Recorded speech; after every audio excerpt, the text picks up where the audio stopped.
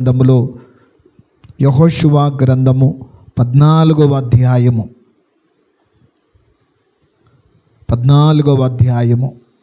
6వ వచనాన్ని మనం చదువుకుందాం. యూదా వంశస్థులు గిల్గాలులో యెహోషువ యొద్దకు రాగా కెనేజీయుడగు యెఫున్నె కుమారుడైన కాలేబు అతనితో ఎలాగు మనవి చేసెను. కాదేషు బర్నేయలో దైవజనుడైన మోషేతో యెహోవా నన్ను గూర్చియు నిన్ను గూర్చియు చెప్పిన మాట నీవెరుగుదువు. దేవునికి స్తోత్రం. కాబట్టి ఇక్కడ ఒక మనవి చేసుకుంటున్నాడు. మన జీవితాలలో మనవి చేసుకోవాలి. మనము ప్రార్థన దేవునికి చెప్పుకోవాలి, ప్రార్థన చేయాలి, ప్రార్థన దేవునికి తెలియపరచాలి. మన యొక్క సమస్యలు ఏమై ఉన్నాయో, మనకున్న ఇబ్బందులు ఏమై ఉన్నాయో, మనకున్న అవసరతలు ఏమై ఉన్నవో ప్రభువుకు చెప్పుకోవాలి. దేవునికి చెప్పుకుంటేనే మన యొక్క అవసరతలన్నీ తీరుస్తాడు ఆయన. ప్రభు దగ్గర మన మనవి ఆలకించే దేవుడు ఉన్నాడని గుర్తుపెట్టుకోవాలి. కనుక ఇక్కడ ఒక సందర్భం కనబడతా ఉంది. ఇక్కడ యూదా వంశస్థులు గిల్గాలులో యెహోషువ యొద్దకు వచ్చి, ఇదిగో మరి కెనేజీయుడగు యెఫున్నె కుమారుడైన కాలేబు మనవి చేసిన దానిని గూర్చి ఇక్కడ మనం చదువుకున్నాం. కాలేబు అనే మాట మనం చదువుకుంటాం. నిజంగా కాలేబు అనే మాటకు అర్థం ఏమిటయ్యా అంటే, ఒక సంపూర్ణమైనటువంటి వాక్య భాగములో మనం చదువుకుంటే ఇబ్రు పదములో ఒక డాగ్ అన్నాడు. డాగ్ అంటే కుక్క. నిజంగా ఇందులో లోపలికి మనం వెళ్తే దానిలో మనం చక్కగా చదువుకుంటే ఇది అవమానకరమైన అర్థము కాదు అన్నాడు. ప్రాచీన కాలములో ఇది విశ్వాసము, నమ్మకము, ధైర్యము, యజమానికి అంకిత భావం వంటి లక్షణాలను చూపిస్తుంది అంటాడు. ఎన్నంట? 1 విశ్వాసము, 2 నమ్మకత్వము, 3 ధైర్యము, 4 యజమానికి అంకిత భావముతో ఉండేదే ఈ యొక్క అర్థాలను చూపిస్తుంది. ఇక్కడ మనం చదువుకున్న ఇక్కడ ఇదిగో మరి కాలేబు అనే మాటకు కూడా డాగ్ అంటే కుక్క, దీని అర్థము కూడా యజమానికి, దేవునికి ఎలాంటి వాడయ్యా అంటే విశ్వాసము కలిగిన వాడు, నమ్మకత్వాన్ని కలిగి ఉన్నాడు, ఒక ధైర్యమును కలిగి ఉన్నాడు, ఇదిగో మరి అంకిత భావముగా దేవుని సేవలో ఉన్నాడు. దేవునికి స్తోత్రం. కాబట్టి ఇక్కడ మనం చదువుకుంటే ఇంకా పూర్తి ఇదిగో మరి అతను హృదయపూర్వకముగా దేవుణ్ణి వెంబడించినాడు. ఇంకా చెప్పాలయ్యా అంటే సంపూర్ణ భక్తుడు. ఏ భక్తుడు అంట? సంపూర్ణ భక్తుడు. అసంపూర్ణం కాదు, కొంత చేసి కొంత చేయకుండా ఉండటం కాదు, కొంతగా దేవునిలో ఉండి కొంత లోకములో ఉన్నవాడు కాదు. ఎలాంటి వాడయ్యా అంటే కాలేబు ఎలాంటి వాడయ్యా అంటే సంపూర్ణ భక్తుడు అన్నాడు. చాలా విషయాలు ఎందుకయ్యా అంటే మనం చెప్పాలయ్యా అంటే ఇదిగో మరి మోషే నాయకత్వం ఉంది. మోషే నాయకత్వములో ఇశ్రాయేలు ప్రజలను నడిపిస్తూ ఉన్నాడు దేవుని యొక్క సన్నిధిలో. ఇదిగో దేవుడిచ్చాడు, ఈ ప్రజలను నడిపించు అంటే నడిపిస్తూ ఉంటే, ఈ 6 లక్షల కాల్బలం నడిపిస్తూ ఉంటే దేవుడిచ్చిన వాగ్దానం ఉంది, కనాను వాగ్దానం ఉంది. ఆ వాగ్దానం విషయములో అదిగో 12 మందిని ఆ దేశం ఎలాగుంటుందో, అక్కడున్న పండ్లు ఎలాగుంటాయో, అక్కడున్న తోటలు ఎలాగుంటాయో, అక్కడ ఉన్నటువంటి మనుషులు ఎలాగుంటారో, అక్కడ ఉన్నటువంటి పరిస్థితులు ఎలాగుంటాయో వెళ్ళి చూసినప్పుడు అన్నాడు 12 మందిని పంపించాడు. ఈ 12 మందిలో ఇదిగో మరి 10 మంది చెప్పిన ఆ యొక్క 10 మంది చెప్పినటువంటి ఆ యొక్క మరి తీసుకొచ్చిన వర్తమానం ఏమిటయ్యా అంటే, అయ్యా ఆ దేశము అజానుబాహులు ఉన్నారు, అక్కడ బలవంతులు ఉన్నారు, అక్కడ మనం వెళితే అక్కడ బ్రతకలేము, మనం అక్కడ ఆ ప్రజలేమి ఆ దేశములో మనం ఉండలేము, అక్కడ ఆ ప్రజలంటే ఆ దేశమును చూస్తేనే భయం వేస్తుంది అని వారి గుండెలు బాదుకుంటూ మోషేకు చెప్పారు 10 మంది. ఎవరు చేసిన వాగ్దానం ఇది? దేవుడు ఇచ్చిన వాగ్దానం ఇది. 10 మంది అన్నారు, వెళ్ళలే, మనము ఆ దేశాన్ని స్వాధీనపరచుకోలేము అన్నారు. అన్న తర్వాత అదిగో సమాజం అంతా కూడా గొల్లుగా ఏడుస్తూ ఉన్నటువంటి సందర్భంలో అప్పుడు అంటాడు కదా, ఆగండి ఆగండి ఆగండి అని చెప్పి అప్పుడు కాలేబు, రెండో వ్యక్తి యెహోషువ, ఇద్దరు మంచి రిపోర్ట్ ఇచ్చారు. ఆ దేశాన్ని చూసొచ్చి, అదే దేశాన్ని చూచి, అదే మనుషులు చూచి, అయ్యే ఫలాలు చూసి, అక్కడున్న అదిగో మరి ఆ ప్రాంతాలంతా చూసిన తర్వాత వారిచ్చిన సాక్ష్యం ఏంటయ్యా అంటే, వారిచ్చిన వర్తమానమే అంటే, అది నిశ్చయముగా దేవుడు అదిగో మనకి ఇవ్వబోతున్నాడు, అది మనం స్వాధీనపరుచుకుంటాము, అది మంచి దేశం, అది అక్కడున్న పండ్లు, అక్కడున్న తోటలు, అక్కడున్న ఫలాలు, అక్కడ పాలు తేనెలు ప్రవహించు దేశము మనదే అన్నారు ఈ ఇద్దరు. దేవునికి స్తోత్ర.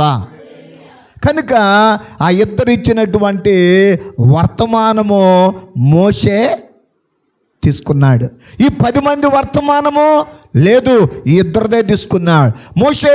అదిగో కాలం అయిపోయిన తర్వాత ఇప్పుడు నాయకుడు ఎవరయ్యా అంటే యెహోషువ. యెహోషువ దగ్గరికి వచ్చి మనం చేసుకుంటున్నాడు. ఇప్పుడు అయ్యా, ఆ రోజున నువ్వు నేను మనిద్దరం కలిసి వెళ్ళాంగా, ఆ 10 మందితో పాటు వెళ్ళాం కదా, మనం 12 మంది కదా. వెళ్ళిన తర్వాత మనం అక్కడ చూసొచ్చింది ఉన్నది ఉన్నట్టుగానే అక్కడ మనం చెప్పాం కదా అని చెప్పి ఒక మనవి చేసుకుంటున్నాడు. ఏమిటయ్యా అంటే, యెహోషువ నాయకుడు, వీళ్ళిద్దరు కలిసిన సమకాలికులే, కానీ ఇప్పుడు దేవుడిచ్చిన నాయకత్వం ఉంది. ఆ నాయకునికి ఆ నాయకత్వానికి విధేయత చూపించి మరి ఒక మనవి చేసుకుంటున్నాడు. ఏంటి ఆ మనవి అంటే, ఇక్కడ ఆ కింద వచనాలలో మనం చదువుకున్న 9వ వచనాన్ని చదువుదాం. ఆ దినమున మోషే ప్రమాణము చేసి, నీవు నా దేవుడైన యెహోవాను నిండు మనస్సుతో అనుసరించుతివి గనుక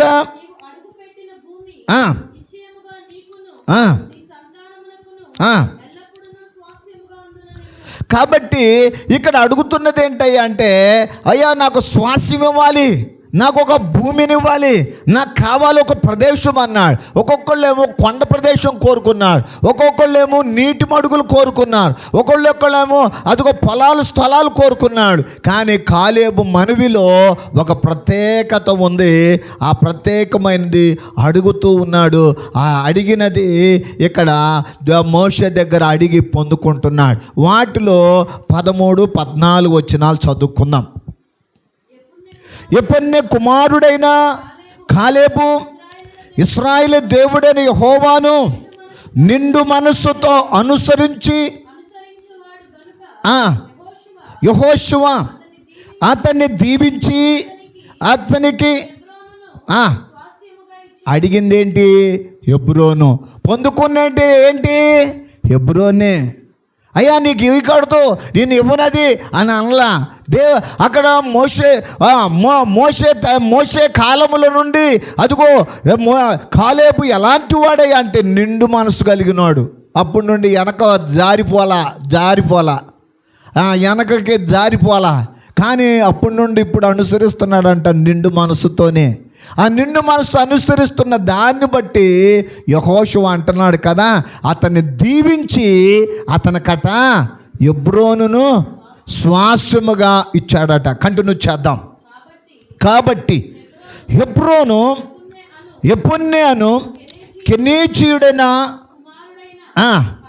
కాలేబునకు నేటి వరకు స్వాస్యముగా ఉన్నది. అప్పుడు అడిగిందంట, ఆ స్వాస్యం ఇప్పుడు కూడా ఉందంట అండి. మధ్యలో పోలాది.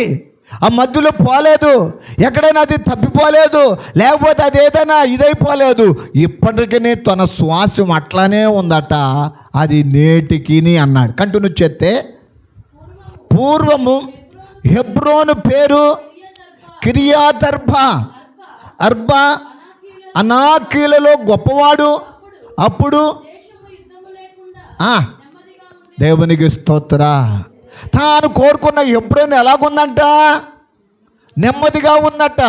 యుద్ధాలు లేవట, గలిబిలి లేదట, ఆందోళన లేదట, కలవరము లేదట, ఇదిగో మరణ భయము లేదట, ఇదిగో మరి అక్కడట ఏ విధమైనటువంటిది అక్కడ ఎలాంటిది సాతానికి అధికారము లేకదట. ఎట్లున్నాయి అంటే అది అక్కడ నెమ్మదిగా ఉందట, యుద్ధాలు లేవట. దేవుని బిడ్డలారా, ఈ దినాన అడుగుతున్నటువంటిది హెబ్రోను. హెబ్రోను అనే మాటకు అర్థం ఏమిటయ్యా అంటే సహవాసము అని. హెబ్రోను అంటే సహవాసం. ఎవరితో సహవాసాన్ని కోరుకున్నాడు? దేవునితో సహవాసాన్ని కోరుకున్నాడు. ఏ వ్యక్తి అయితే దేవునితో సహవాసం కోరుకుంటాడో, ఏ కుటుంబం అయితే దేవునితో సహవాసం కోరుకుంటారో ఆ కుటుంబానికి నెమ్మది ఉంటుంది, ఆ కుటుంబానికి సమాధానం ఉంటుంది, ఆ కుటుంబానికి ఆశీర్వాదం ఉంటుంది, ఆ కుటుంబానికి అభివృద్ధి ఉంటుంది, ఆ కుటుంబంలో దేవుని కార్యాలు జరుగుతాయి. దేవునికి స్తోత్రం. అడిగేది అలాగ అడిగాడు, అయ్యా నాకు హెబ్రోను కావాలయ్యా, హెబ్రోను శ్వాసంగా నాకు ఇయ్యా అని. అయితే మోషే దగ్గర నుండి అడుగుతూ ఉంటానట, యెహోషువ దగ్గర దేవుడు ఇచ్చేటట్టు చేశాడట. దేవునికి స్తోత్ర. అయితే ఇక్కడ మనం గమనించినట్లయితే, ఇక్కడ మనం చదువుకున్నటువంటి భాగములో దేవుని బిడ్డలారా 4 విషయాలు ఇక్కడ మనము కాలేబులో నుండి నేర్చుకోవచ్చు. దేవునికి స్తోత్రం. ఎన్ని నేర్చుకోవచ్చట? చాలా ఉన్నాయి, కానీ ఒక 4 విషయాలు మనము నేర్చుకుందాం. ఇక్కడ సంఖ్యాకాండము 14వ అధ్యాయము 24వ వచనం మొదటిది. సంఖ్యాకాండము 14:24 వచనాన్ని చదువుకుందాం. నా సేవకుడైన కాలేబు మంచి మనస్సు కలిగి పూర్ణ మనస్సుతో హేతువు చేత కనుక ఒకటి దేవునికి సంపూర్ణ విధేయత కలిగిన వాడు. అది దేవుడే చెప్పాడు. నా సేవకుడైన కాలేబు ఎలాంటి వాడో తెలుసా? సంపూర్ణ విధేయత కలిగాడు. విధేయత వేరు, సంపూర్ణ విధేయత వేరు. అంటే ఇక ఎక్కడైనా ఎప్పుడైనా ఏ పరిస్థితులైనా దేవునికి ఎలాగున్నాడట? విధేయత, సంపూర్ణ విధేయత కలిగి ఉన్నాడు. దాన్ని బట్టేనట తనకి ఏ శ్వాసం వచ్చిందంటే హెబ్రోను అనే ఒక శ్వాసాన్ని పొందుకున్నాడు. ఈ రోజున నీవు దేవుని శ్వాసాన్ని పొందుకోవడానికి విధేయత అవసరము, లోబడటం అవసరము, తగ్గించుకోవడం అవసరము, మాట వినడం అవసరము, దేవుని సన్నిధిలో దేవుని చిత్తములో నడుచుకోవడం అవసరము. విధేయత ఎలాగుంటుందయ్యా అంటే దేవుని ఆశీర్వాదాన్ని ఇచ్చేది. బైబిల్లో మొదటి ఇశ్రాయేలీయుల రాజు ఎవరయ్యా అంటే సౌలు రాజు. అయితే 40 సంవత్సరాలు పరిపాలన ఇస్తే 40 సంవత్సరాలలో ఎన్ని సంవత్సరాలట? 2 సంవత్సరాలే దేవునికి లోబడ్డాడు, 2 సంవత్సరాలే భయపడ్డాడు, 2 సంవత్సరాలే జాగ్రత్తగా ఉన్నాడు. ఇదిగో మరి 38 సంవత్సరాలు తన ఇష్టానుసారంగా ఉన్నాడు. అందుకోసమే అతడు పరుగు చూస్తూ ఉన్నాము, నెమ్మది లేని స్థితిని చూస్తూ ఉన్నాము. అతడు పరిపాలన చేయాల్సినది అడవికి వెళ్ళి దావీదును వెతుకుతూ ఉంటా, దావీదును చంపాలనుకుంటా, ఇలాంటి ఆలోచన కలిగి అతని యొక్క జీవితాన్ని నాశనం చేసుకున్నాడు. ఈ రోజున దేవుని బిడ్డలారా, విధేయత లేకపోతే ఇదిగో మరి కుటుంబాలు పతనమైపోతాయి. దేవుని యొక్క సన్నిధిలో ఈరోజు నీతో నాతో మాట్లాడుతున్న మాట, దేవునికి విధేయత కలిగిన వాడు ఎవరయ్యా అంటే కాలేబు. కాలేబు అనే మాటకు అర్థము ఇందా చదువుకున్నాం. ఏమనంట? డాగ్ అంటే కుక్క. ఆ కుక్క అనేది ఏం చూపిస్తుంది అంటే విశ్వాసం చూపిస్తుంది, నమ్మకత్వాన్ని చూపిస్తుంది, ధైర్యాన్ని చూపిస్తుంది, ఇంకా తన యజమానికి తన అంకిత భావాన్ని చూపిస్తుంది. యజమానుడి మీదే లక్ష్యం పెట్టుకుంటుంది. కానీ దేవుని బిడ్డలారా, అలాగే ఇదిగో ఇక్కడ కాలేబులో కూడా అలాంటి వాడే. ఒకటి విధేయత. ఈ రోజున మన జీవితాల్లో విధేయత కావాలి. దేవుడు ఆశీర్వదించాలి అంటే విధేయత అవసరము. విధేయత లేకుండా అవిధేయుడిగా ఉండి అవిధేయతలో నడుచుకుంటా అవిధేయుడిగా ఉంటే నీకు రావాల్సిన దీవెన రాదు. దేవుని యొక్క అదిగో ఆశీర్వాదం చూడాలయ్యా అంటే విధేయత ఖచ్చితంగా కావాలి. విధేయత. అందుకోసమే ఇక్కడ కాలేబు ఎవరయ్యా అంటే సంపూర్ణ విధేయత కలిగినోడట. ఒకటి కాదు, రెండు కాదట, సంపూర్ణముగా దేవుని చిత్తానికి లోపడ్డాడు. నిండు మనస్సుతో అన్నాడు. ఏ మనసు అంటే అతనికి మనసు ఇక్కడుంటేనేమో మనిషి వేరే చోట ఉంటాడు, మనిషి ఇక్కడుంటేనేమో మనసు ఎక్కడో. కానీ అలాంటిది కాదంట తనకి. ఎలాంటిదయ్యా అంటే నిండు మనసుతో అనుసరించాడట దేవుని యొక్క సన్నిధిలో. ఒకటి కనబడతా ఉంది. రెండోది మనం చదువుకుంటే సంఖ్యాకాండము 13వ అధ్యాయం 30వ వచనాన్ని చదువుకుందాం. సంఖ్యాకాండము 13వ అధ్యాయం 30వ వచనం.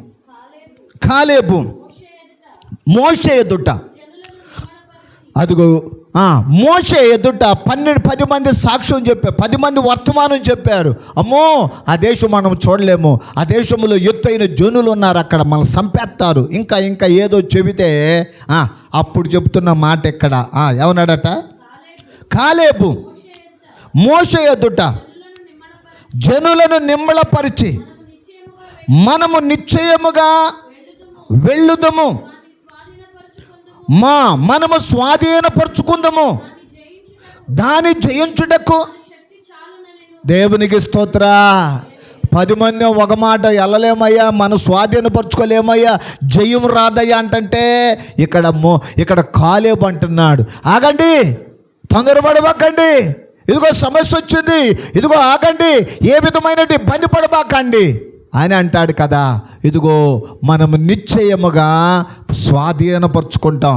అది ఎవరిచ్చినటువంటి వాగ్దానం? అది దేవుడిచ్చిన వాగ్దానం. అది దాన్ని స్వాధీనపరుచుకుంటాం మనము.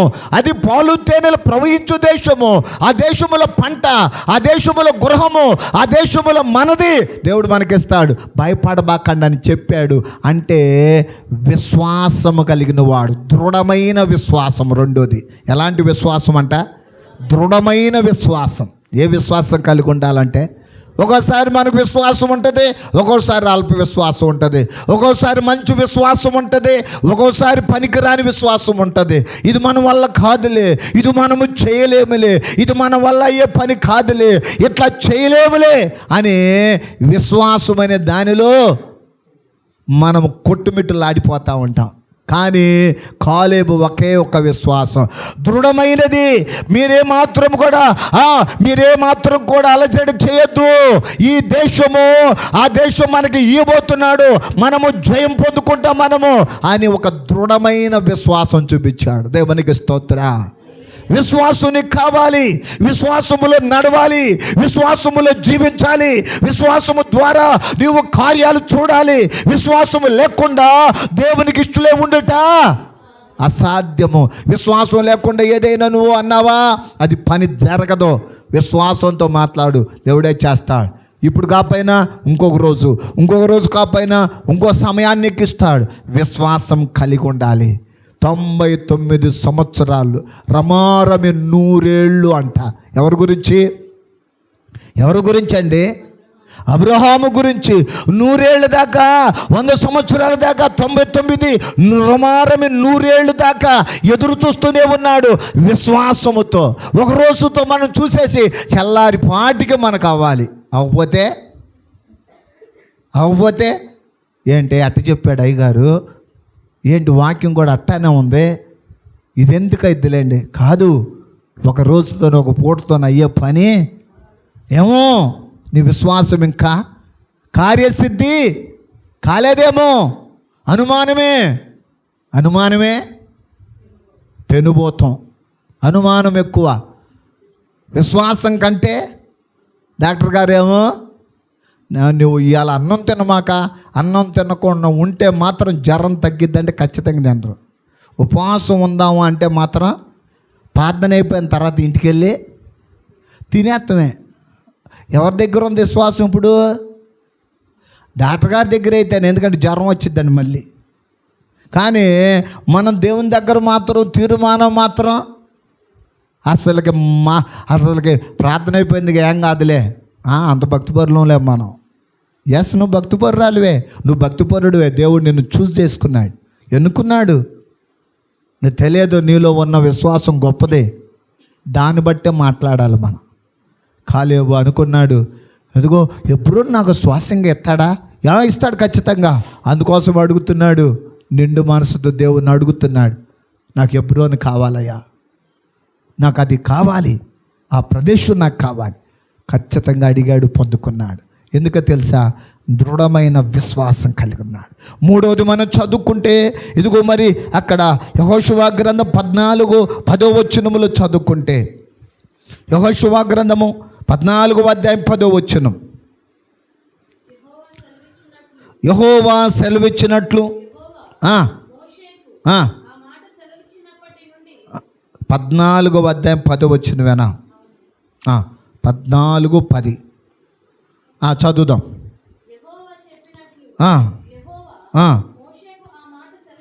ఆ మాట సెలవిచ్చినప్పటి నుండి ఇశ్రాయేలీలు అరణ్యములో నడిచిన ఈ 45 ఏండ్లు ఆయన నన్ను సజీవునిగా కాపాడి ఉన్నాడు.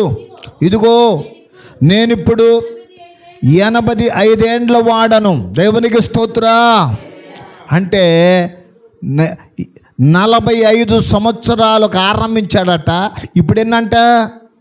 85 సంవత్సరాలంట. మధ్యలో ఎన్ని సంవత్సరాలు అయ్యాయి? 45, 85 ఎన్ని? 30 సంవత్సరాలు. మొత్తం కలపటం కాదు, 45, 85 మధ్యలోది కావాలి. 40 years. ఈ 40 yearsలోనంట బలం తగ్గలేదట. ఫస్ట్లో ఎంత బలం ఉందో ఇప్పుడు కూడా అంతే బలం ఉందట. మనమేమో ఆరంభం చూస్తేనేమో ఉరుకులు పొరుకులు, మధ్యలోకి వచ్చేసరికి కొంచెం మెత్తపడతాం, ఇక చివరి దశకు వచ్చేసరికి వెళ్దాంలే ప్రార్థనగా. కానీ ఇక్కడ కాలేబు జీవితంలోనట ఇక్కడ అంటున్నాడు, సహనముతో దేవుని వాగ్దానాన్ని ఎదురు చూశాడు. అది మూడోది ఏంటో తెలుసా? సహనము కావాలి. ఒక పని జరగాలంటే, ఒక మేలు పొందాలి అంటే, ఒక కార్యాన్ని చూడాలంటే, ఒక అద్భుతం చూడాలి అంటే సహనముతో దేవుని వాగ్దానాన్ని కనిపెట్టుకొని ఉండాలి. అది సహనం. 40 సంవత్సరాలట ఏం చేశాడట? ఎదురు చూస్తూనే ఉన్నాడు, ప్రయాణం చేస్తూనే ఉన్నాడు, ఎదురు చూస్తూనే ఉన్నాడు. వాగ్దానాన్ని, ఈ దేవుని వాగ్దానం ఇది, నెరవేర్చే వాగ్దానం ఇది, దేవుని వాగ్దానం ఇది, నా జీవితంలో గొప్ప చేసే వాగ్దానం ఇది. ఆ వాగ్దానమును నమ్మి 40 సంవత్సరాలు ఎదురు చూస్తాడు. ఎదురు చూస్తున్నావా? దేవుని వాగ్దాన విషయంలో ఎదురు చూస్తున్నావా? ఏ మాట అయితే చెప్పారో, ఏ మాట అయితే దేవుడు నీకు ఇచ్చాడో, ఏ వాగ్దానం అయితే దేవుడు నీకు చేశాడో దాని విషయంలో ఎదురు చూస్తున్నావా? దేవుని వాగ్దానం కొరకు కనిపెట్టుకుంటున్నావా? దేవుని వాగ్దానం కోసమే ప్రార్థన చేస్తున్నావా? దేవుని వాగ్దానం కోసమై ఇదిగో ఒక నమ్మకం కలిగి ఉన్నావా అంటే ప్రశ్న నీకు మీద ఉన్నది. అసలు వాగ్దానం అనేది నువ్వు అసలు ఆలోచిస్తున్నావా? ఇవన్నీ నీ జీవితంలో ఎదురవుతున్నటువంటిది, వెనకబడడానికి ఇవన్నీ.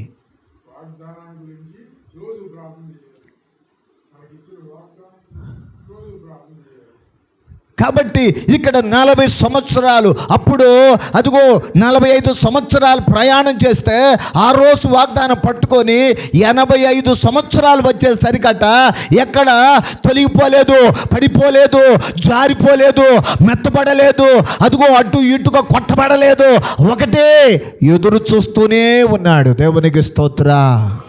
అంటాడు కదా, యెషయా గ్రంథములో చెప్పాడు, యెహోవా కొరకు ఎదురు చూచువారు నూతన బలము పొందుకుంటారు. వారు అలయక సొమ్మసిల్లక వారట పైకి ఎదుగుదురు. దేవునికి స్తోత్ర.